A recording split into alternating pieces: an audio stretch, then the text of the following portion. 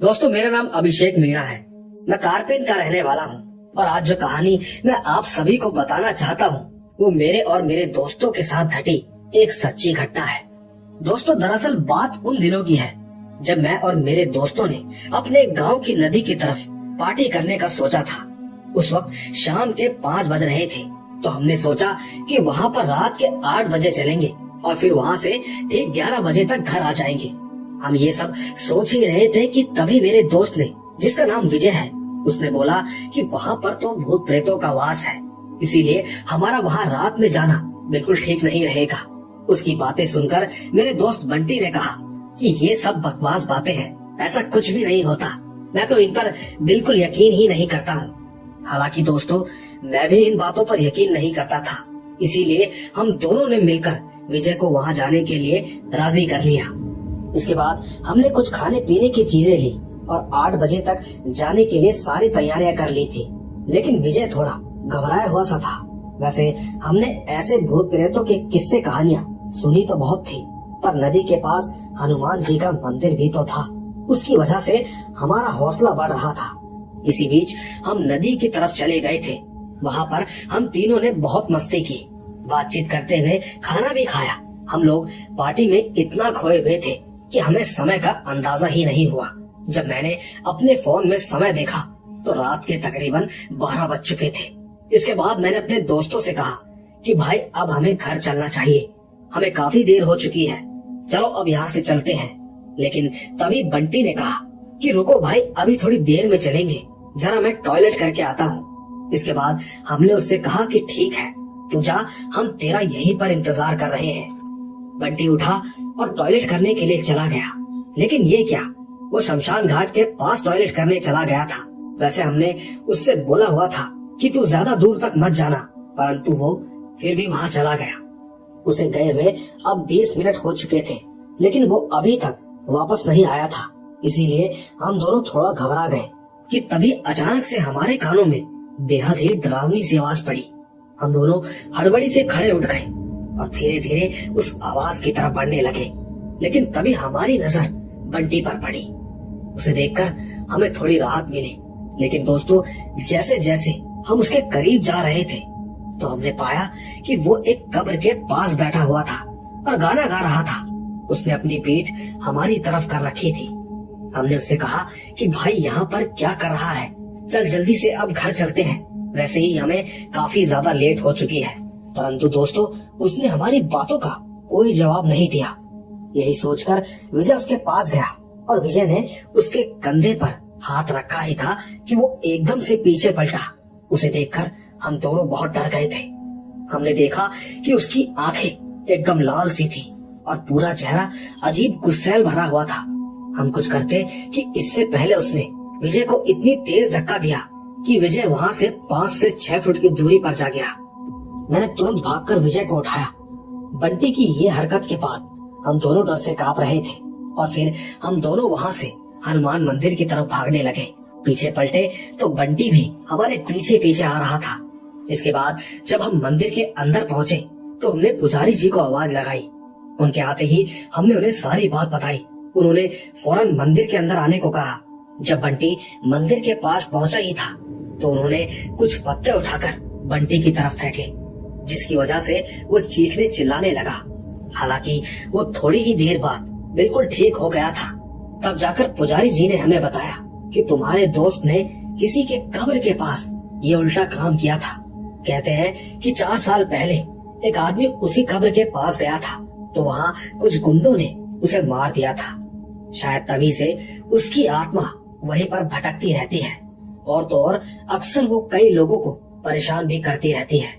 अब इस बात में कितनी सच्चाई है ये तो आप लोगों से बढ़कर कोई नहीं जान सकता।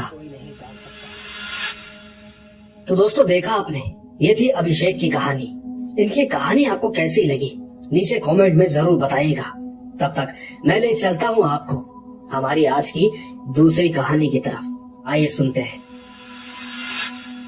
दोस्तों, आज जो कहानी मैं आप सभी को सुनाने जा रही हूँ वो मेरे साथ घटी एक घटना है। वैसे ये बात उन दिनों की है जब मैं सेकेंड ईयर कॉलेज में पढ़ रही थी। कॉलेज के साथ साथ मैं नौकरी भी कर रही थी। एक दिन की बात है, हुआ यूं कि हम सभी ऑफिस के स्टाफ वालों ने पार्टी करने का सोचा। उस समय नवंबर का महीना था, महीना ठंड का था, इसीलिए हम सोच रहे थे कि हम पार्टी कहाँ पर करेंगे। उसी बीच हमारे ग्रुप में एक लड़की थी जो फैमिली बैकग्राउंड से हम सब में सबसे अमीर थी। उसने हमसे कहा कि मेरे पिताजी का एक फार्म हाउस है, हम सब वहाँ पर पार्टी कर सकते हैं, और तो और वो जगह शहर से काफी दूर है, तो हमें वहाँ कोई परेशान भी नहीं करेगा। दोस्तों, उस वक्त तक तो मैंने कोई फार्म हाउस देखा भी नहीं था, इसीलिए मैं काफी ज्यादा एक्साइटेड थी। उस लड़की का फार्म हाउस हाईवे के रोड से काफी अंदर की तरफ जंगल के पास था। जब हमारी वहाँ पर जाने की पूरी प्लानिंग हो गई, तो मैंने अपने घर आकर अपनी वहाँ से जाने की परमिशन ले ली थी। आखिरकार जिस दिन हमारी पार्टी थी वो दिन भी आ ही गया था। पार्टी तो रात के 8 बजे थी और हम सभी ऑफिस के दोस्त फार्म हाउस के लिए निकल गए थे। हम सब कुल मिला के 12 लोग थे, कुछ लड़कियां और कुछ लड़के। जब हम हाईवे पर पहुंचे तो मैंने देखा और सोचा कि ये तो जंगल जैसा लग रहा है। अंधेरा भी काफी हो चुका था, वो इलाका एकदम सुनसान सा लग रहा था। कहीं रोड पर कोई भी स्ट्रीट लाइट नहीं जल रही थी। हम बस अपनी गाड़ी की रोशनी से ही आगे बढ़ रहे थे। बस कुछ ही अंदर जाते जाते मेरी दोस्त का फार्म हाउस आ गया। वहाँ पहुंचकर हमें तो काफी अच्छा लग रहा था। हम सभी उसके अंदर जाते ही मस्ती करने लगे। फिर जब 9 बज चुके थे तो हमने तुरंत खाना भी गर्म किया और सब लोग मिलकर खाने भी लगे। इसी बीच कुछ लोग तो म्यूजिक चलाकर नाच भी रहे थे। फिर जब मैंने घड़ी में समय देखा तो 10:30 बज गए थे। मैंने सभी से कहा कि अरे यार, काफी देर हो गई है, चलो अब घर चलते हैं। उस वक्त सबने मुझे कहा कि हम तो यहाँ कुछ देर और रुकेंगे, तुम्हें जाना हो तो चले जाओ। दोस्तों, उनकी बातों से ये साफ लग रहा था कि ये 2-3 घंटे से पहले यहाँ से निकलने नहीं वाले। इसीलिए मैं वहाँ से अपनी स्कूटी लेकर घर की ओर निकल पड़ी। फार्म हाउस से निकलने के बाद मैंने देखा कि अब तो पहले से भी ज्यादा अंधेरा और एकदम खाली और सुनसान रोड थी, जैसे कि मैंने आपको पहले बताया था। और मैं अपनी स्कूटी की रोशनी से आगे बढ़ते जा रही थी। कुछ दूर पहुंचते ही मेरी स्कूटी अपने आप बंद हो गई।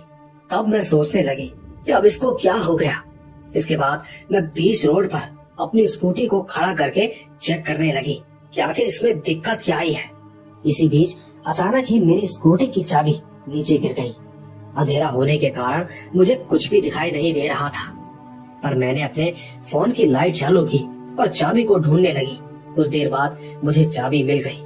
सच कहूँ तो उस समय तक तो मुझे जरा सा भी डर नहीं लगा। जब मैंने चाबी को स्कूटी में लगाई तो स्कूटी चालू हो गई। मैं धीरे धीरे हाईवे की तरफ जाने लगी। इसी बीच मैंने एक बात नोट की, और वो ये कि मेरी स्कूटी का वजन भी काफी ज्यादा हो गया था। मानो ऐसा लग रहा था कि जैसे कोई मेरे पीछे बैठा हो। पर मैंने इस बात पर ज्यादा ध्यान न देते हुए अपने घर पहुंचने पर ध्यान दिया। इसी चक्कर में मैं स्कूटी भी काफी तेज चलाने लगी। मैं करीबन आधे घंटे के बाद में अपने घर पहुंच गई थी। घर पहुंचकर मैंने पाया कि सभी लोग सो रहे थे। मैं चुपचाप अपने कमरे में गई और फ्रेश होने के बाद सोने लगी। उस वक्त मेरी माँ और मेरा भाई बेड पर सोए हुए थे, तो मैंने अपना बिस्तर नीचे जमीन पर लगाकर सो गई। लेटने के बाद मुझे नींद नहीं आ रही थी। फिर 10 मिनट के बाद मैंने अपनी आंखें बंद की तो मेरे कानों में किसी के सांस लेने की आवाजें आने लगी। मैंने तुरंत अपनी आंखें खोली और अपने आसपास देखने लगी, पर मुझे कोई भी दिखाई नहीं दिया। मैंने दोबारा अपनी आंखें बंद की, लेकिन फिर भी मुझे वैसा ही महसूस होने लगा। ऐसा लगातार कम से कम 5 से 6 बार हुआ। इसके बाद मैं डर गई। मैं अपनी माँ को आवाज लगाने की सोच रही थी, पर मेरे हाथ पैर एकदम से जकड़ गए थे, मानो किसी ने जोरों से मेरे हाथ पैर पकड़ लिए हो। मैं अपनी जगह से हिल भी नहीं पा रही थी और न ही मेरे गले से कोई आवाज निकल रही थी। मैं सोचने लगी कि अब क्या करूं, कि तभी मैंने अपने मन ही मन हनुमान चालीसा पढ़ने लगी। जैसे ही मैंने हनुमान जी का नाम लेना चालू किया, मानो ऐसा लगा कि मेरे पास से कोई चीज तेजी से भागकर घर से बाहर चली गई। इसके बाद सब कुछ नॉर्मल हो गया था और फिर रात भर मैं आराम से सो गई। अगली सुबह मैंने माँ को रात की घटना के बारे में बताया।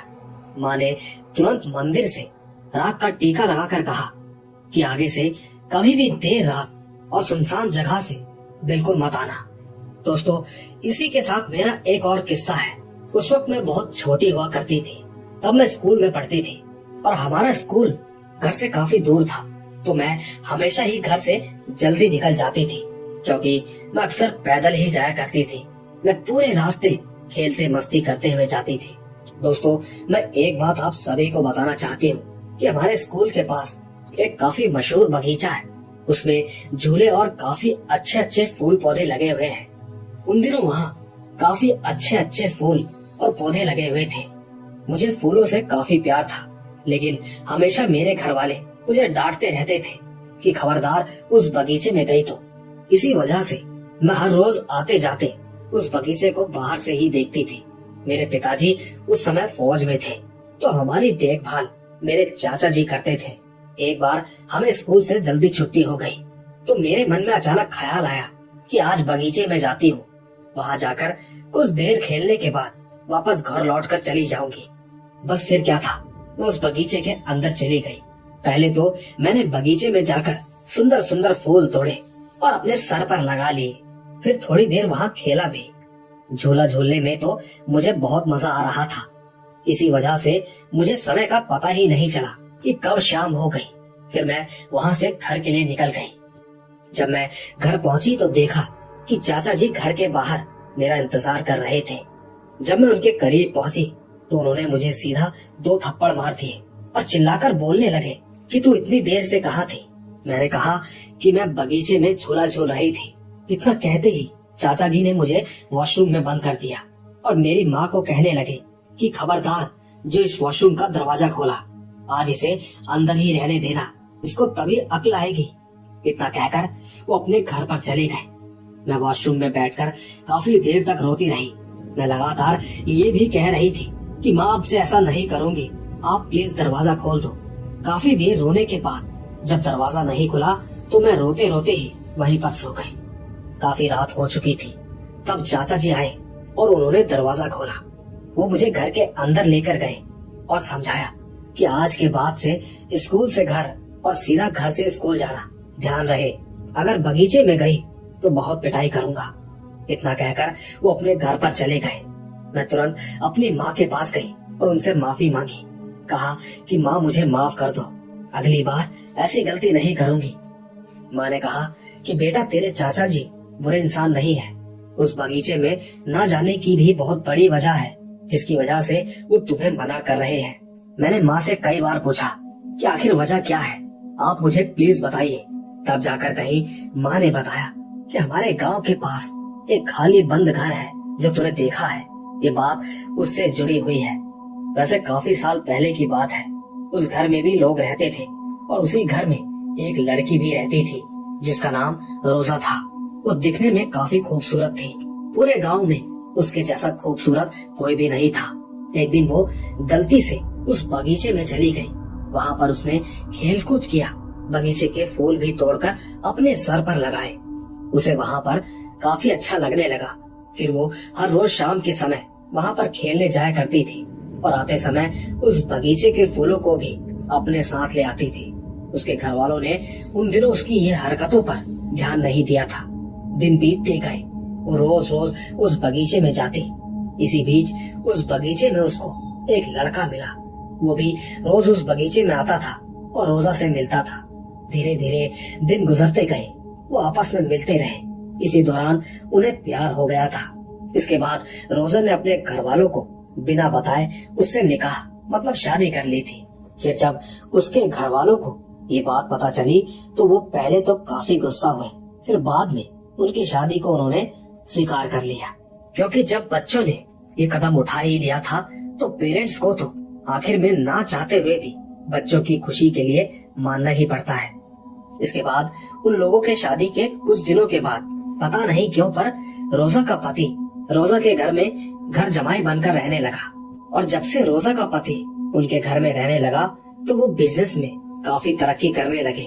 उनके पिताजी का फ्रूट्स का बिजनेस था। ऐसे ही दिन बीतते गए, वो लोग खुशी खुशी रहने लगे। सब लोग एक साथ काफी खुश थे। फिर रोजा के 2 बेटे जो कि जुड़वा पैदा हुए। दोस्तों, आप सभी तो जानते ही हैं कि गांव में तो सभी जल्दी उठ जाया करते हैं और उठने के बाद काफी चहल पहल भी शुरू हो जाती है। एक दिन हुआ यूं कि गांव का एक आदमी सुबह सुबह टहल रहा था। उसने देखा कि रोजा का पति कहीं से आ रहा है। वो ये बात कई दिनों से नोट कर रहा था। उसका पति कहीं से आता है और फिर घर जाता है। ये देखकर उस आदमी को कुछ शक सा हुआ। तब उसने ठाना कि मैं इसके बारे में पता लगा कर रहूंगा। इसके बाद एक दिन उस आदमी ने उसका पीछा करने का सोचा। वो ठीक रात के 12 बजे रोजा के घर के पास छिप गया था। फिर रोजा के पति ने देखा कि जब सब सो गए हैं तो वो चुपके से घर से बाहर निकला और कहीं जाने लगा। वो आदमी उसका पीछा करते जा रहा था। थोड़ी दूर जाने के बाद उसने देखा कि रोजा का पति कब्रिस्तान पहुंच गया। वो आदमी भी सोच में पड़ गया था कि कोई इंसान इतनी रात को यहाँ क्यों जाएगा। वो दूर से ही रोजा के पति को देखने लगा कि आखिर वो कर क्या रहा है। रोजा का पति कब्रिस्तान के अंदर जाकर एक कब्र के पास जाकर रुक गया। कुछ देर वो उस कब्र पर ही बैठा रहा और फिर उस कब्र को खोलकर उसके अंदर सो गया। ये सब देखकर वो गांव का आदमी डर गया और सोचने लगा कि अभी इस वक्त किसी के घर पर जाना सही नहीं है।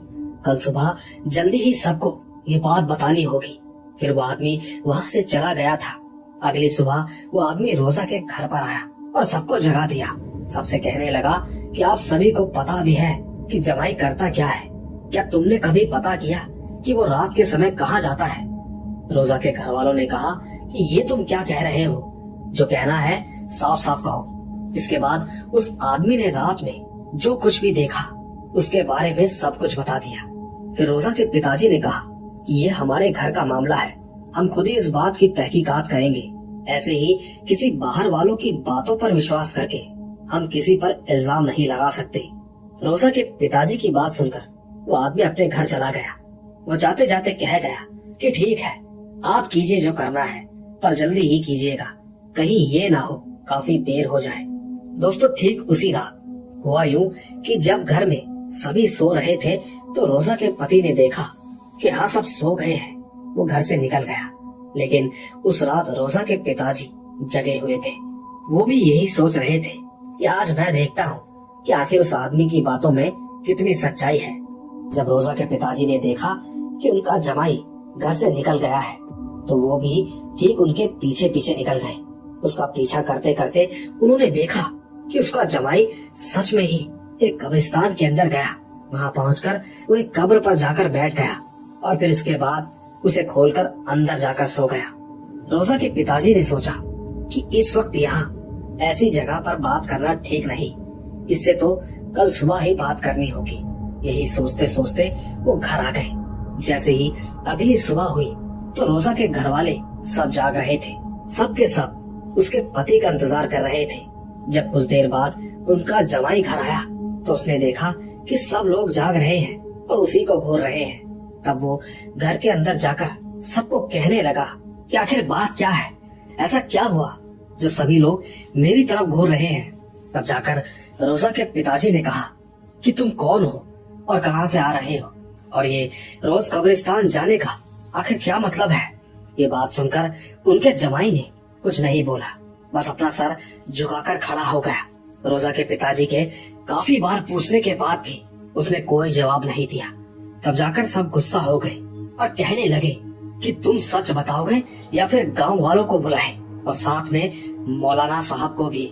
मौलाना जी का नाम सुनते ही उसने अपनी चुप्पी तोड़ी और कहा कि नहीं नहीं, किसी को भी मत बुलाओ। इसके बाद रोजा के पिताजी ने कहा फिर तुम हमें सच बताओ। दोस्तों, उसने जो बताया उसे सुनने के बाद सबके पैरों के नीचे से जमीन ही खिसक गई थी। उसने कहा कि मैं इंसान नहीं हूँ, मैं एक जिन्न हूँ। मैं उस बगीचे में हजारों साल से रहता हूँ। रोजा को मैं हर रोज देखता था। पिताजी, रोजा बहुत ही नेक और अच्छे दिल वाली है। मैं उससे प्यार करने लगा, इसी वजह से मैंने उससे शादी कर ली। मैं रोजा को सच्चे दिल से प्यार करता हूँ। मैंने जो कुछ भी किया अच्छी नीयत से किया। मैंने कभी भी आपका या आपके परिवार वालों का बुरा नहीं चाहा। आप सभी बस मुझे रोजा के साथ रहने दो, इसके आगे मैं कुछ नहीं कहना चाहता। दोस्तों, रोजा के पिताजी और उसके घर वाले कहने लगे कि इंसान और जिन्न का रिश्ता नामुमकिन है। ऐसा कभी नहीं हो सकता। सबने मिलकर रोजा के पति से प्यार से कहा कि अगर तुम सच्चे दिल से रोजा को प्यार करते हो तो तुम यहाँ से चले जाओ। पर उसने कहा कि मुझे यहीं रहने दो, मैं कभी भी किसी को भी परेशान नहीं करूंगा। पर रोजा के घर वालों ने कहा कि तुम खुदा के बनाए नियमों को भूल रहे हो, जिन्नों को इंसान की मदद और हिफाजत के लिए बनाया था। दोस्तों, जब उस जिन्न ने खुदा का नाम सुना तो वो अचानक गुस्सा हो गया और कहने लगा कि ठीक है, मैं हमेशा के लिए जा रहा हूँ, लेकिन मेरे जो ये दोनों बेटे हैं मैं उनको भी अपने साथ लेकर जाऊंगा, देख लेना। दोस्तों, ये सब बोलते ही वो जिन्न वहाँ से एकदम गायब हो गया। रोजा अपने पिताजी के सामने बहुत ज्यादा रोई और रोते रोते कहने लगी कि मुझे मेरे पति के साथ रहने दो। काफी रोने के बाद वो चुप हो गई। फिर दोस्तों, उसी दिन हुआ ये कि आधी रात में रोजा के दोनों बच्चे हवा में उड़ने लगे और ये नजारा देख घर वाले देखते ही रह गए। दोनों बच्चे हवा में उड़े और घर के बाहर जाते ही दोनों ही गायब हो गए, जिसके बाद घर वाले रोते हुए रह गए। रोजा का तो रो रो कर बुरा हाल हो गया था। उस दिन के बाद रोजा पागल सी हो गई थी। हालत इतनी ज्यादा खराब हो गई कि वो आज भी पागल खाने में ही है। इसी के कुछ दिनों बाद भी उसके घर वालों ने वो घर खाली कर दिया था, इसीलिए तुम्हें वहाँ जाने से मना करते हैं। दोस्तों, मेरी माँ ने जब मुझे ये सब बताया और कहा कि बेटी ये सब सच्ची बात है, इस दुनिया में कई चीजें ऐसी होती है जिस पर यकीन कर पाना मुश्किल होता है।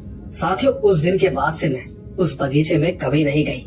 हाँ, लेकिन आज भी बाहर से मैं उस बगीचे के अंदर झांकती हूँ तो सच में दिखता है कि झूला अपने आप झूल रहा है और पेड़ों की डाली भी अपने आप नीचे तक आ जाती है।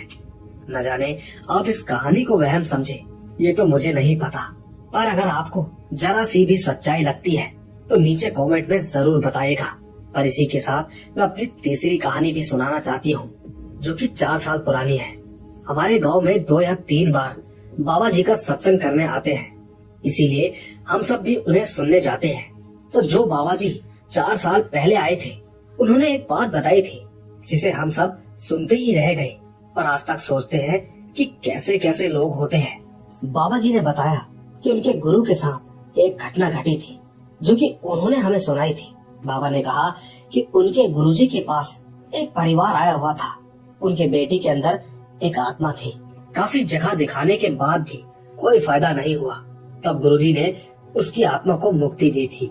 जब वो परिवार आया तब तो उनकी बेटी की हालत बेहद ही ज्यादा खराब थी और जब अकेले में गुरुजी ने उस आत्मा को बोला कि तुम कौन हो, तो उस आत्मा ने कहा कि मैं इस लड़की का ही पिता हूँ, मैं मेरे ही परिवार से बदला लेने आया हूँ। गुरुजी ने उस आत्मा से कहा कि तुम ये सब क्यों करना चाहते हो, इन लोगों ने आखिरकार तुम्हारा बिगाड़ा क्या है। दोस्तों, तब जो उस आत्मा ने गुरुजी को बताया, वो बात सुनकर गुरुजी हैरान हो गए और साथ ही दुखी भी हो गए। उस आत्मा ने बताया कि मेरा नाम राम है, मेरे परिवार में मेरी पत्नी, एक बेटा और एक बेटी है। मेरा चमड़े का व्यवसाय था, हालांकि काम छोटा था पर हम सुखी थे। लेकिन बच्चे बड़े हुए तो उनकी जिम्मेदारी और उनकी जरूरतों को पूरा करने के चक्कर में मैं अपनी दुकान में झूठ बोलने लगा। यहाँ तक कि दिन भर लोगों से झूठ बोलकर काफी पैसा कमाता था। ऐसा करते करते दिन गुजरते रहे। मैंने काफी लोगों से ठगी करके खूब पैसे कमाए। मेरे बच्चे बड़े हुए, मैंने उनको पैसे और ऐशो आराम में कोई कमी नहीं रखी। फिर मैंने अपनी दुकान भी बड़ी कर ली थी।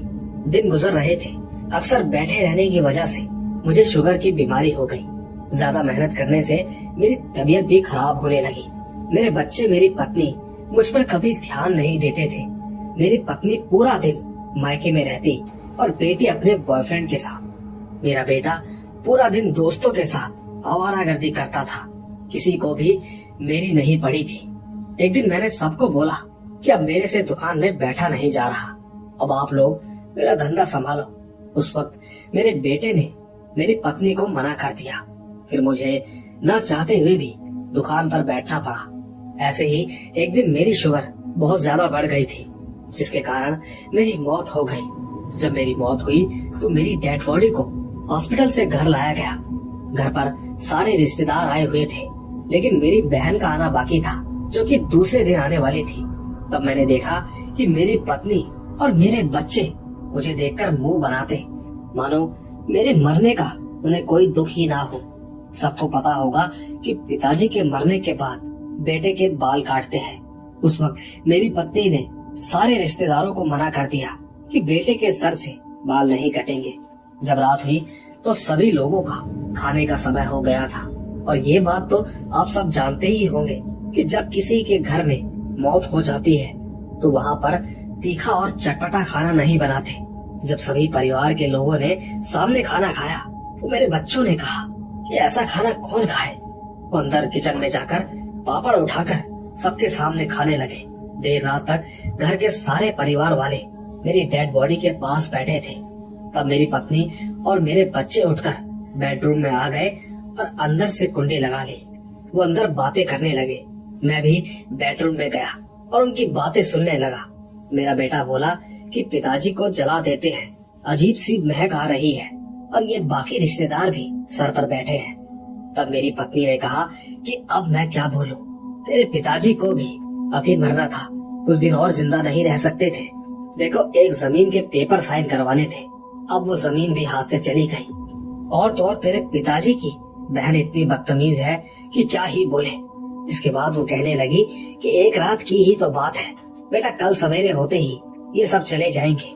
तो गुरुजी, जब मैंने ये सब सुना तो मैं बहुत ज्यादा दुखी हो गया।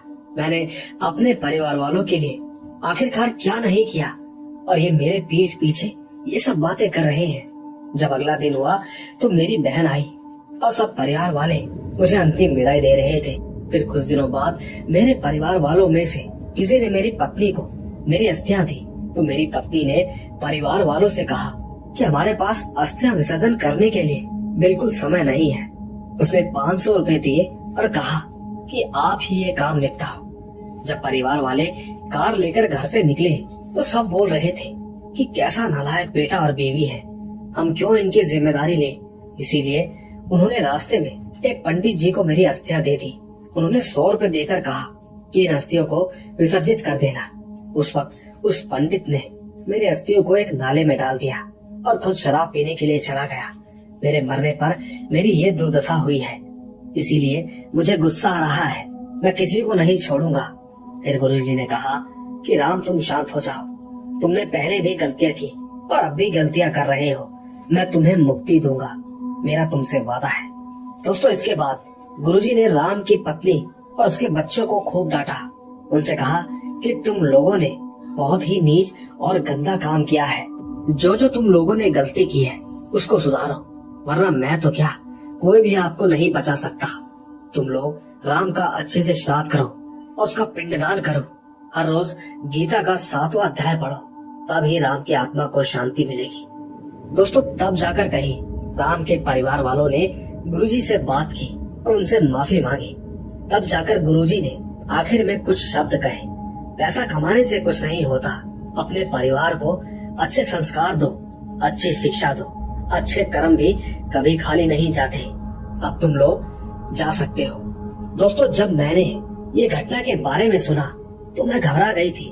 मैं सोचने लगी कि कैसे कैसे लोग इस दुनिया में मौजूद हैं जो कि अपने ही परिवार के साथ ऐसा कैसे कर सकते हैं। बस यही थी मेरी 3 कहानियां। तो दोस्तों, देखा आपने, इनकी तीनों कहानियां बेहद ही लाजवाब और तारीफे काबिल है।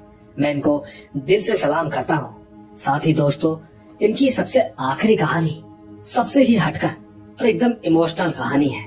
वैसे सच कहूँ तो मैंने ये शब्द कई बार सुने हैं। अक्सर लोग कहते हैं कि जैसे भी है तो मेरे पिताजी ही, और जैसी भी है तो मेरी माँ ही। बाकी आपको क्या लगता है नीचे कमेंट्स में जरूर बताइएगा। तब तक मैं ले चलता हूँ आपको हमारी आज की अगली कहानी की तरफ। आइए सुनते हैं। दोस्तों, मैं रामपुर शहर का रहने वाला हूँ और आज जो कहानी मैं आप सभी को बताने जा रहा हूँ वो मेरे दोस्त के साथ घटी एक सच्ची घटना है। दोस्तों, बात कुछ ऐसी है कि 2 दिन पहले से मेरा दोस्त अपने सर की पट्टी बंधवा के आ रहा था। उसके सर पर एक चोट का निशान भी था। मेरे उससे पूछने पर उसने बताया कि अभी कुछ दिन पहले जब यहाँ पर बारिश हो रही थी तब सुबह के समय वो जिम गया था उस वक्त बारिश नहीं हो रही थी। जब वो जिम से वापस लौट रहा था तो उस समय बारिश होने लगी, इसीलिए वो जल्दी घर पहुंचने के चक्कर में शॉर्टकट वाले रास्ते से घर आ रहा था। लेकिन उस शॉर्टकट वाले रास्ते पर कोई भी नहीं था, एकदम सुनसान रोड थी और उसी रास्ते पर एक घाट भी पड़ता है। तो वो साइकिल पर था। अचानक से उसकी साइकिल को किसी ने जोर से धक्का दिया, जिसके कारण उसका सर आम के पेड़ से जाकर टकरा गया। पर हैरानी की बात तो ये थी कि जब उसने पीछे मुड़कर देखा तो वहाँ पर कोई भी नहीं था। इसीलिए उसने चुपचाप अपनी साइकिल उठाई और सीधा अपने घर पर आ गया। उसका कहना है कि तब से वो अब तक उस शॉर्टकट वाले रास्ते से वापस जिम नहीं गया। आइए दोस्तों, चलते हैं अपनी आखिरी कहानी की तरफ। आइए सुनते हैं। दोस्तों, मैं आप सभी को अपना नाम नहीं बताना चाहता। वैसे मैं गुजरात का रहने वाला हूँ और आज जो कहानी मैं आप सभी को सुनाने जा रहा हूँ वो मेरे साथ घटी एक सच्ची घटना है। दोस्तों, ये बात साल 2019 की है। एक दिन मुझे बहुत तेज बुखार आया था। तब मेरी माँ मुझे एक आंटी के पास लेकर गई और उस आंटी को सारी बात बताई। तो उस आंटी ने मुझे एक गुलाब का फूल दिया और कहा कि इस गुलाब के फूल को घर जाकर खा लेना, तुम्हारा बुखार उतर जाएगा। तो ठीक दोस्तों, जब हम घर वापस आए तो मैंने ठीक वैसा ही किया जैसा आंटी ने मुझे करने को कहा था। मैंने वो गुलाब का फूल खा लिया, लेकिन सच कहूँ तो उस गुलाब के फूल के जरिए मेरे अंदर चुड़ैल को डाल दिया था, क्योंकि मैं उसी रात को जोर जोर से चिल्लाने लगा। ये देखकर मेरी माँ और मेरे पिताजी, घर के सभी लोग उठकर मेरे कमरे में आ गए। उन्होंने देखा कि मैं बिल्कुल टेढ़ा हो चुका था, जो कि मैं आपको बातों के जरिए बता नहीं सकता। घर वालों ने किसी तरह मुझे शांत किया और चुपचाप सुला दिया। पर सच कहूँ तो पूरी रात मुझे अजीब अजीब से सपने आते रहे। दोस्तों, फिर इसके दूसरे दिन माँ मुझे एक बाबा जी के पास ले गई। सच कहूँ तो हैरानी तो हमें तब हुई जब बाबा जी ने सेम वो फूल वाली बात मेरे घर वालों को बताई। बाबा ने तुरंत मेरे ऊपर झाड़ा लगाया और मुझे 20 दिनों तक घर से बाहर जाने से मना किया। वहाँ से जाने से पहले उन्होंने मुझे एक ताबीज पहनने को दिया। दोस्तों, कहानी छोटी है पर यकीन कीजिएगा ये बिल्कुल सच्ची है। दोस्तों, हमने भी सोचा था कि उन आंटी से जाकर पूछें, पर हमारे पास ऐसा कोई सबूत नहीं था जिससे कि हम उनसे इस बारे में बात कर सके। बस यही थी ये कहानी। तो दोस्तों, यही थी हमारी आज की कहानियाँ। उम्मीद है आपको ये कहानियाँ जरूर पसंद आई होगी। दोस्तों, अगर आपको आज की ये कहानियाँ जरा सी भी पसंद आई हो तो कहानियों को लाइक, शेयर और कमेंट जरूर